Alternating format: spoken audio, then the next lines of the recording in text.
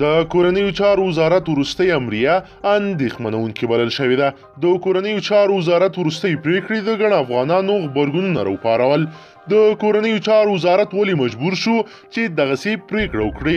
کورنیو چارو وزارت ولې پر پولیسو قومندانانو عسکرو باندې بندیز ولګاوه چې دوی به نور خپل عکسونه پر سوشل میډیا نه فیسبوک نشي اچولی؟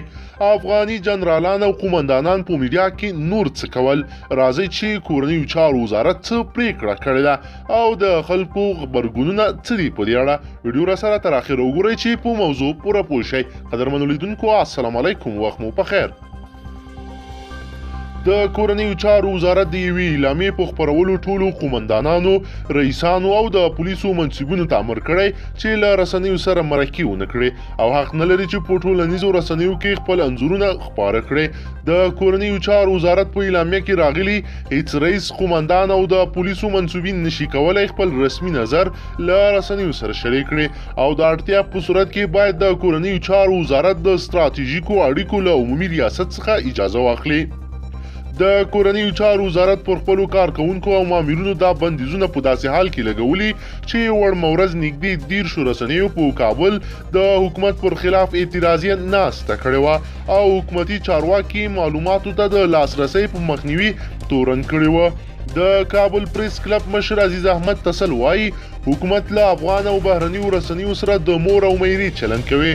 بهرنیو رسنیو ته په اسانه معلومات ورکوي او کورنیو رسنیو ته معلومات نه ورکوي. ښاغلي تسل زیاته کړه چې حکومتي ادارو او وزارتونو کې غیر مسلکي کسان ګمارل شوي دي.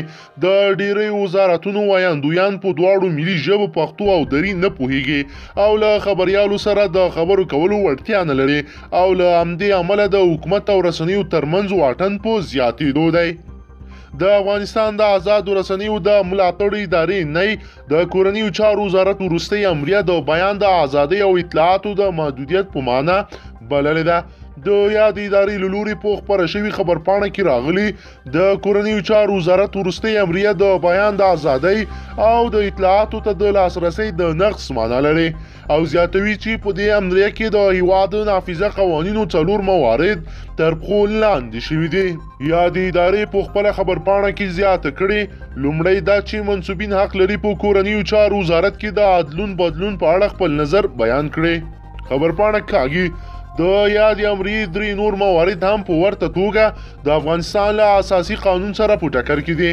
نه یې له کورنیو چارو وزارت څخه غوښتنه کړې چې پر خپره شوي امریې له سره غور وکړي څو په اړونده برخه کې راټوکېدلې اندېښنې له منځه لاړې شي.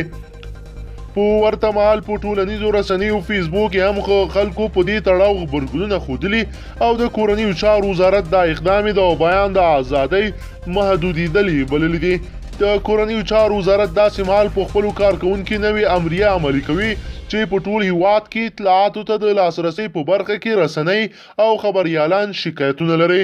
دوی وایي حکومت ورته پر وخت او اړین معلومات نه ورکوي او که ور یې هم کړي وخت یې تیروي. یو شمیر د نظر خاوندان هم دا چاره د بیان د ازادۍ محدودول بللي دي. افغانستان نظامی وګړي اکثریت یې مسلکي نه دي، ډول ډول اشتباهګانې کوي او ترڅنګ یې ډیری قانون تر پښو لاندې کوي. یو نظامی باید په نظامی قوانینو پوره آګاه او مکمل یې باید په ځان عملي کړي، خو دلته بدبختانه چې قصه برعکس روانه ده. خو زه یې شخصا د کورنیو چارو وزارت دغه پریکړه ستایم او باید همداسې وشي. قدرمنو لیدونکو که چیرې غواړئ چې ورته تازه او مهمو پیښو څخه ځان ډیر ژر او په لنډو کې خبر کړئ، زموږ چینل د سره ضرور سبسکرایب کړئ او ویډیو د سره حتما لایک کړئ.